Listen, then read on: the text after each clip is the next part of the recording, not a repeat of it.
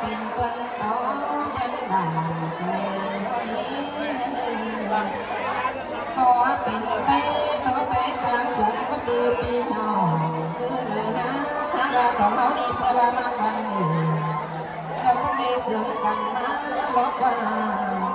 เพื่อว่ามาวันมาแล้วจะไม่เสื่อมเชื่อกันเต่าเพื่อว่าวันนี้ลงไปหลังสองเขาทั้งเด็ก